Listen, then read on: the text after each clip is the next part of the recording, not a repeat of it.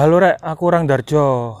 Kali ini aku mau membagi pengalamanku mengenai motor harian yang selama ini aku tunggangi, aku tunggangi.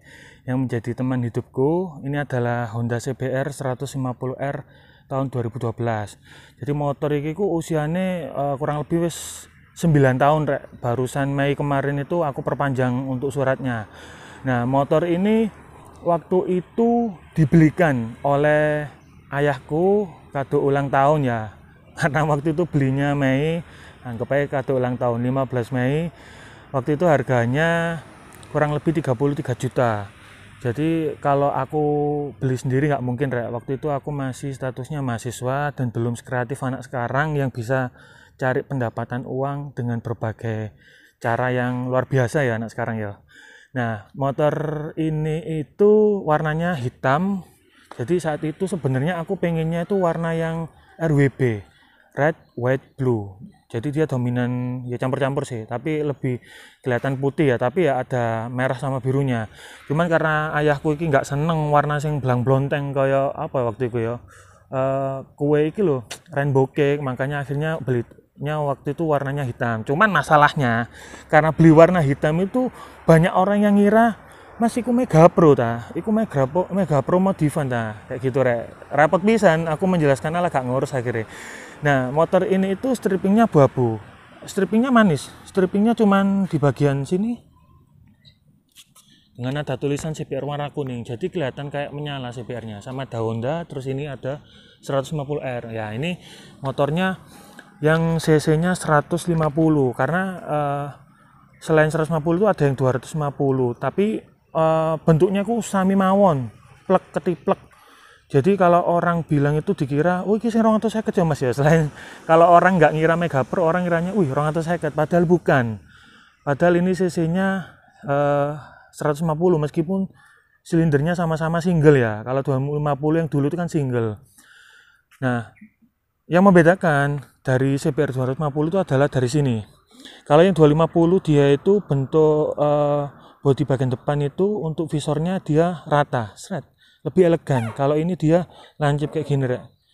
Lancip, lebih sporty. Ada tulisan Honda wes mbulak wisan. Anjir. Nah, terus kemudian motor ini tuh sebenarnya adalah turunan dari CBR 1000. Tapi kenapa dia malah memiliki desain yang melenceng dari Honda CBR 1000? Nah, gini. Honda CBR 1000 itu identik dengan dual kin ice. Sebelumnya aku pernah punya motor tiruan dari Honda CBR 150 yang lama ya, yang dia lampunya tuh dual kin ice. Nah, cuman itu motornya Minerva, tapi aku nggak pernah mengganti mereknya dari CBR, tetap tak tulisin Minerva. Nah, dari yang 150 dengan dual kin ice, kemudian tiba-tiba berubah menjadi single kin ice, yang ngono ta, single headlamp. Nah, itu karena gini, nggak ngerti kenapa Honda mungkin rada mabuk waktu itu bikin motor ini ya, anjir mabuk.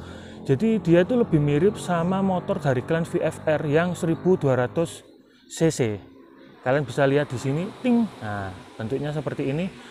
Nah, tapi di sini meskipun memang banyak orang yang nggak suka, kalau kita lihat sebenarnya desainnya itu everlasting untuk motor ini, karena setelah 9 tahun berlalu motor ini masih kelihatan gagah nih ya, kelihatan nggak malu-maluin lah kayak gitu. Apalagi ketika dinyalakan ya, motor kita coba ya.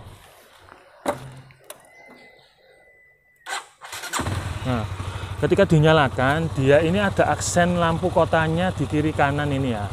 Kalau malam itu kayak serigala yang mau menerkam para wanita, anjir. Meskipun lampu depannya ini gede banget, tapi justru malah saat itu di zamannya itu terang Rek, sebelum ada lampu LED. Masih pakai bohlam ya. Nah, cuman memang kalau malam orang banyak apa ya istilahnya, memplesetkan lampu motor ini tuh kayak sempak. Ya kalau kalian tahu sempak kayak gini, ting, nah, sempak. Itu persis sempak karena dia bentuknya segitiga gini kan. Kayak orang mau masang sempak. Untuk lampu-nya masih bohlam kiri kanan kayak gitu.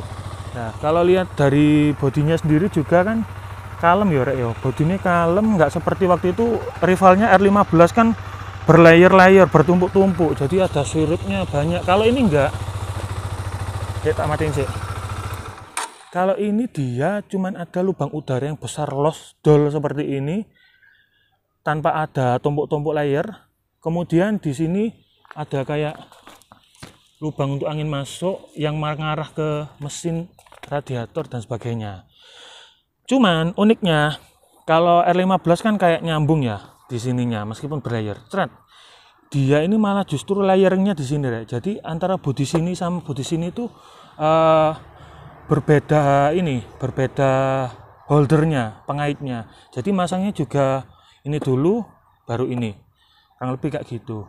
Nah terus aku mau kasih tunjuk ya, apalagi ya, yang unik juga visornya. Kalau zaman 2012, termasuk R15 juga tuh, visornya dia kayak telanjang gini, nggak ada listnya. Jadi kesannya kayak waktu itu aneh ngono ya awalnya, dan kayak ringkih nggak kuat kan, karena sebelumnya motor-motor lama kan ada listnya, sekarang juga kembali lagi trennya pakai list, kalau dulu enggak, tapi justru malah unik ya. Tapi aja didelok ya, iki wis bulak kena panas iki, nanti kalau ada waktu tak gosok. Jadi unik gitu loh, meskipun kayak motor nggak jadi tapi kesannya malah aneh, unik. Terus kalau kita lihat di bagian indikatornya, kita nyalain lagi. Indikatornya dia ini pakai semi digital, Rek. Waktu itu zaman belum ada full digital, motor ini tuh sangat menarik karena kelihatan keren. Jadi bagian atas ini RPM-nya dia pakai jarum manual, di bawahnya dia digital, warnanya ini oranye. Ada indikator jam, indikator bensin, kalau kelap-kelip berarti mau habis, indikator jarak tempuh, sama indikator suhu. Jadi suhu dan bensin ini maksimal 6 bar, ini kan 2 bar ya. Nah kalau suhu standarnya dia nanti 3 bar kayak gitu. Nah untuk tombolnya ini DE ada tombol mode untuk mengubah dari mode total jarak berkendara menjadi trip ya. Kalau zaman sekarang kan ada trip A, trip B, ini cuma satu trip. Kalau mau reset tinggal tekan ini, tekan lama resetnya. Terus indikator lainnya ada indikator sen kiri, sebelahnya itu indikator untuk pompa injektor. Terus ini sen kanan, sebelahnya ini indikator untuk lampu jauh, lampu dim. Tamatin sih. Nah, terus kemudian ini kuncinya Honda zaman dulu ini, nggak ada kayak aksen besi-besi di tengah. Kalau sekarang kayaknya sih ada, tapi dia pakai magnetic key. Jadi dia ada pengunci besinya ini kan. Kuncinya juga bukan immobilizer, kunci biasa. Kalau Honda memang kayaknya masih belum kayak Suzuki ya, yang sekarang pun masih pakai yang kayak ini, cuma desainnya aja beda. Terus motor ini juga kayak motor jadul. Kenapa? Soalnya tombol-tombolnya itu sederhana. Jadi pertama dimulai dari sini ya. Dia itu pakai ini ada tombol untuk lampu dekat, lampu jauh. Nah, biasanya kalau di motor Honda buatan lokal ini itu ada pas beamnya untuk kayak nekan beam secara cepat loh, tek tek tek gitu kan. Terus untuk kiri kanan, terus untuk klakson. Sama di sebelah sini itu cuman hanya ada tombol electric starter. Biasanya ada cutting mesinnya, cutting on off mesinnya. Nah, ini kan kalau kita inget yo, ono nang motor-motor koyo apa CB lah, GL lah apa zaman biyen kan. Anehnya ini kan motor kan CBU ya, car build up dari Thailand waktu itu. Karena CBR belum ada yang lokal. Setelah ini baru ada K45, kode mesinnya K45 baru ada yang lokal. Tapi kok malah jadul, ya itulah. Nggak tahu yang sekarang ya, karena aku nggak pernah ngikuti perkembangan motor Thailand. Nah, cuman di sini motor ini itu kan terinspirasi dari Honda VFR 1200 ya. Dan dia bentuknya itu sebenarnya lebih ke arah sport firing. Kalau sport firing touring, sport touring. Jadi motor sport yang digunakan untuk touring. Ini salah satu tandanya ya, selain bentuknya yang kalem, dia stangnya itu kan stang model jepit ya. Jepitannya itu di atas yoke atau segitiganya. Makanya dia lebih tinggi, lebih nyaman. Meskipun kalau tak pakai untuk perjalanan jauh ya podoe kesel, lebih enak naik motor bebek atau naik motor matic. Tapi kalau di rivalnya itu di R15 atau bahkan ini ya, apa iki? Suzuki GSX ya, itu kan dia underyoke, itu dia pasti benar-benar murni sport apa ya, sport bike, bukan untuk touring, cuapek pasti. Aku pernah jajal naik kok si R15 yang versi 2.0 kayak gitu. Nah untuk tangkinya ini dia besi semua rek, besi semua, nggak kayak motor-motor sekarang itu kan, terutama yang Yamaha itu mesti pakai kondom ya, jadi kayak gak mewah ngono loh. Kalau Honda masih besi lah sekarang. Nah dia juga masih pakai model tangki yang apa ya, pull up ya, tarik ke atas. Nah tarik ke atas sebenarnya. Kalau yang Honda sekarang aku nggak ngamati ya, koyo DE iki terus pakai yang nyangkut di sini kayak ninja gitulah gitu. Nah kalau lihat dari segi finishingnya, motor ini tuh bagus karena zaman dulu tuh namanya motor CBU atau build up itu mesti terkenal dengan kualitasnya tuh jempolan. Bahkan mungkin sampai sekarang buatan lokal juga kualitasnya masih kalah ya, meskipun sudah membaik, katanya sih masih kalah gitu loh. Nah kalau lihat juga dari joknya, nah ini ya semakin mengukuhkan motor ini sebagai motor sport touring di zamannya itu. Dia joknya seperti jok single jok ya, padahal dia sebenarnya split jok. Dia split itu terpisah, cuman masalahnya dia ini terkesan nyambung karena dia nggak ada pembatas di tengah seperti R15 ataupun Ninja ya. Nah kenapa aku bilang Ninja, karena yang 250 cc kan bentuknya sama, itu pun sama seperti ini, dia nggak ada pembatasnya. Terus ya apa mas, apa yang buka jok, soalnya biasanya kan ono kunci ini nang kene. Nah untuk bukanya dia seperti tiger, bukanya nang kene rek, set kunci ini. Nah di kiri baru dia bisa dibuka. Nah biasa aku di sini tuh nyimpen jas hujan, itu masih cukup lah, kecuali jas hujan yang tupis itu agak susah sih, yang jaket sama celana terpisah itu agak susah kayak gitu. Tapi ya bisa sih dimasukin, kunci-kunci bisa kayak gitu. Terus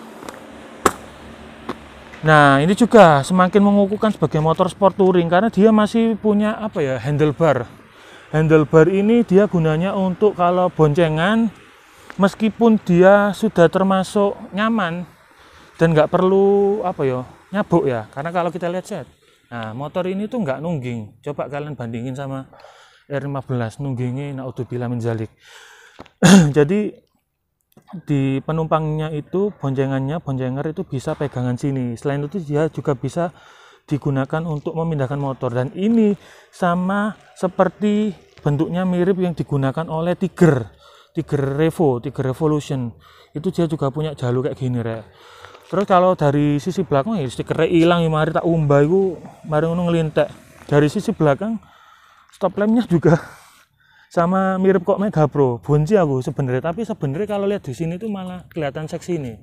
Tuh kan dia. Nah, tuh kok ini menurutku ya. Nah, dia masih pakai bohlam. Sennya juga pakai bohlam.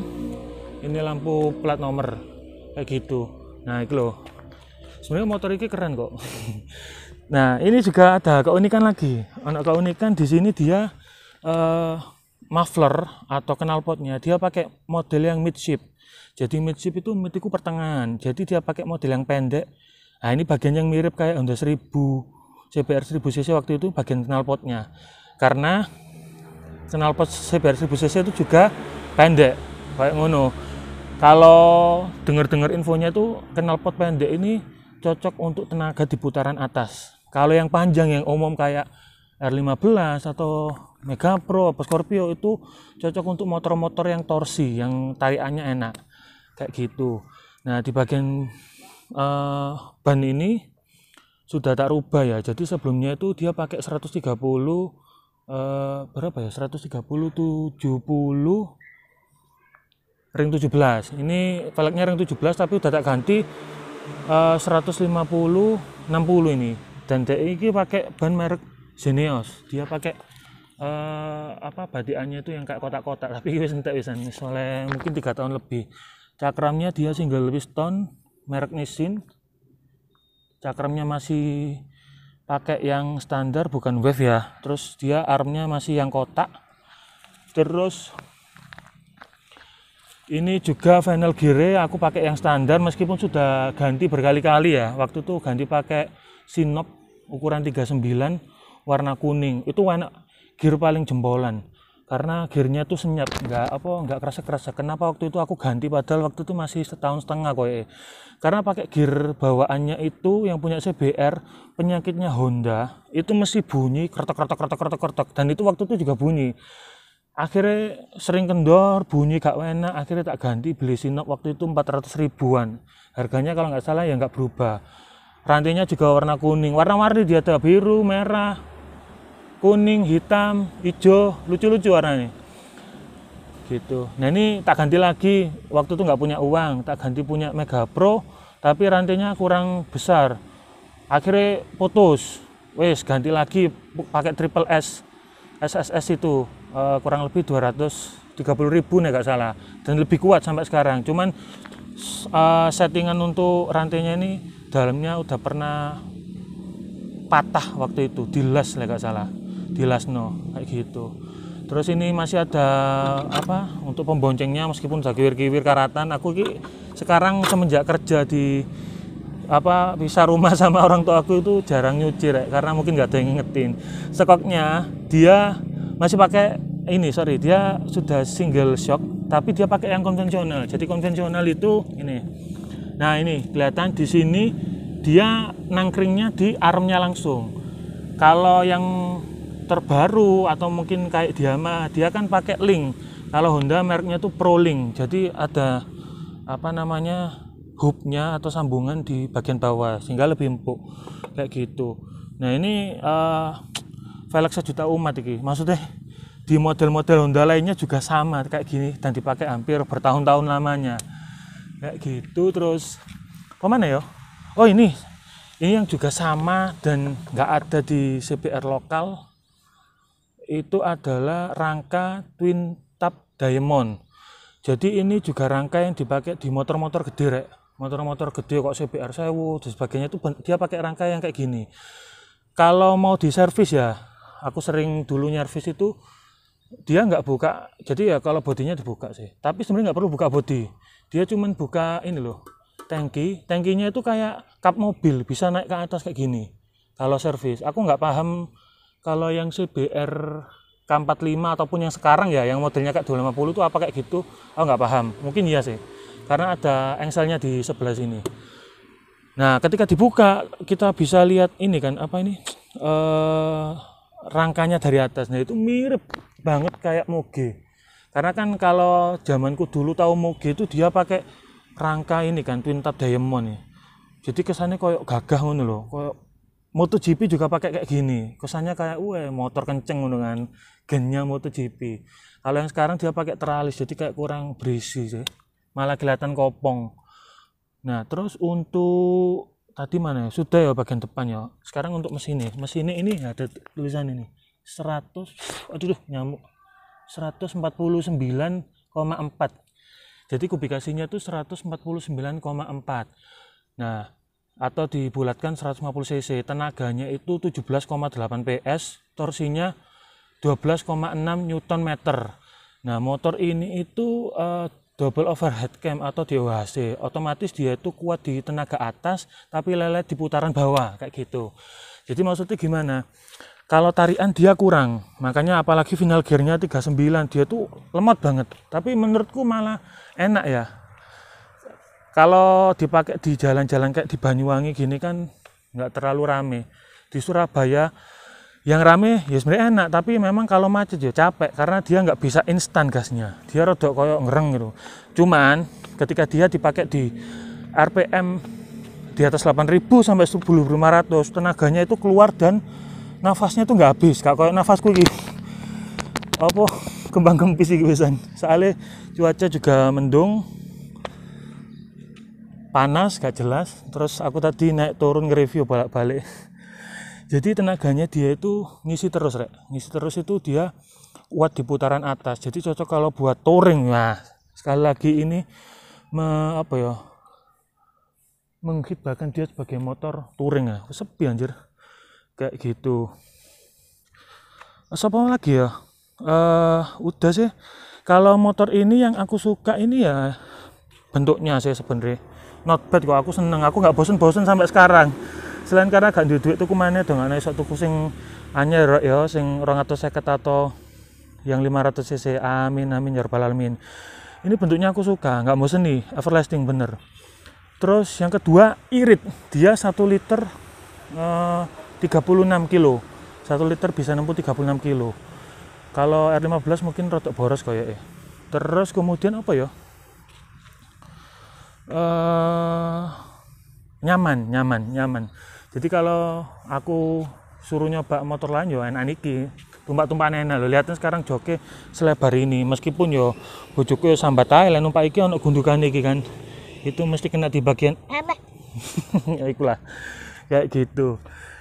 Nah, selama aku pakai 9 tahun, kerusakan apa aja? Jadi pertama ganti gear tadi kan. Ganti gear karena berisik. Kalau ganti asli 800.000, malah beli Sinop. Terus ganti ban sebelum ini tuh sudah ganti ban belakang. Jadi ban belakang itu ganti waktu itu juga Zeneos, tapi yang tipe untuk bukan touring ya, untuk sport. Jadi dia yang batikannya kayak jarang-jarang gitu kan. Karena teorinya ganti ban itu kan 2 kali ganti ban depan, 1 kali ganti ban belakang. Cuman waktu itu tak ganti belakang, habis itu depan sebenarnya gak pernah tak ganti. Akhirnya malah bosen kepincing batik, ganti ban lagi. Lupa aku tahun 2017 koyo itu ganti depan belakang. Sebelumnya kan belakang tok. Terus apa mana ya? Oh iki aki, ganti aki pasti. Ganti aki waktu itu aku lupa. Pokoknya sekitar ya 3 tahun lebih koyo. Sudah saya ingatku 3 kali, kalau 2 kali ganti aki, kalau nggak 3 kali. 2 kalau nggak 3 kali ganti aki. Lampu bohlam ganti pernah sekali. Lampu depan itu udah berapa ya? 3 kali paling. Terus lampu iki tahu mati kira gara-gara pas dibenakno karo tukang iki apa jenenge ditutuk kan. Jadi ini rusak ini ya tak bilang ini rusak sampai sekarang belum bisa tak ganti. Jadi apa sih getas ngono lho. Wis los dol iki guys. Dicomplung kecuali diakal. Ditutuk biar sama karena waktu itu sempat ceket gini kan. Ceket kaku nggak bisa balik jadi ditutuk mati, ganti sudah. Terus ya cakram biasalah, fast pergantian yang kecil-kecil cakram depan belakang itu sudah berkali-kali.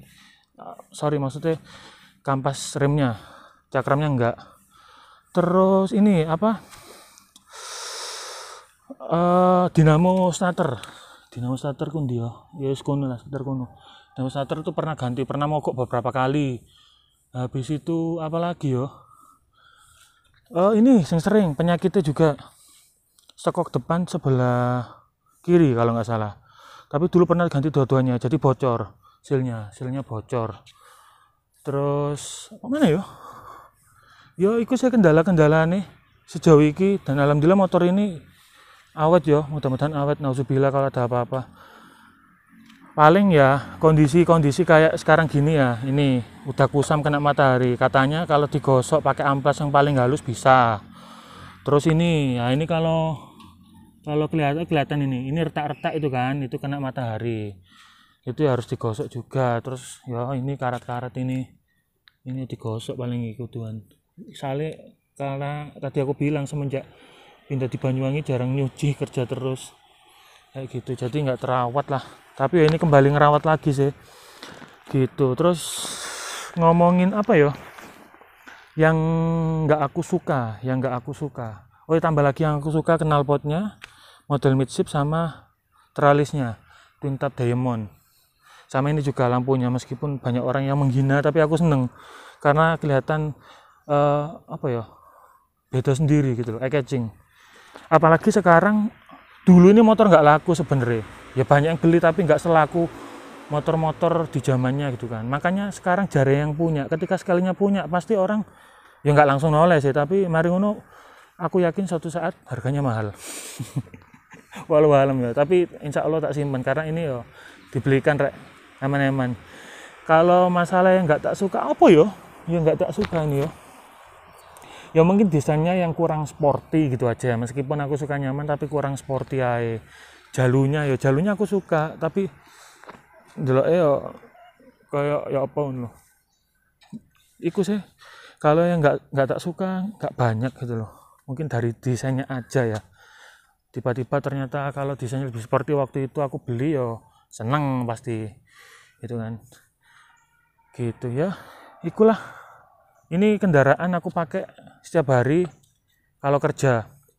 Jadi termasuk waktu aku kerja mulai pertama di Jakarta dulu, di Bogor, tak bawa naik kereta sampai ditaruh di Banyuwangi, masih tak pakai, sampai ditaruh di Rogo Jampi, di Genteng yang sejauh itu pun tak pakai. Dan menurutku ini teman setiaku setelah aku dulu punya teman Minerva 150 yang kembarannya apa ini? Kembarannya CBR yang model lama kayak gitu. Dan alhamdulillah kan anakku tahu bapaknya pakai motor seperti ini dan punya motor ini pemberian dari kakungnya gitu kan.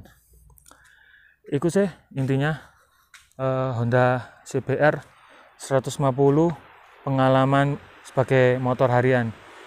Kalau teman-teman ada yang punya atau mungkin tanya-tanya terkait CBR, oh ya satu lagi, untuk onderdil nggak perlu khawatir karena hampir sebagian besar ini onderdilnya plek-ketiplek dengan Mega Pro, Tiger, dan teman-temannya kayak Supra. Nah kayak kampasnya itu rem depan belakang itu kayak Supra X125 itu sama, jadi ya nggak perlu khawatir. Paling-paling kayak yang aneh itu bagian dalam mesinnya mungkin ya, yang kayak apa mungkin sekernya kan dia kan overbore di OHC kan, atau mungkin injektornya itu mungkin yang beda. Tapi dengan adanya online sekarang insya Allah lebih mudah sih kayak gitu. Ya situlah, mudah-mudahan bermanfaat.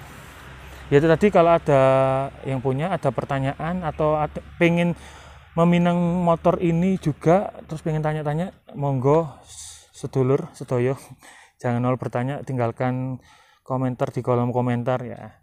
Terima kasih sudah menonton. Wassalamualaikum warahmatullahi wabarakatuh.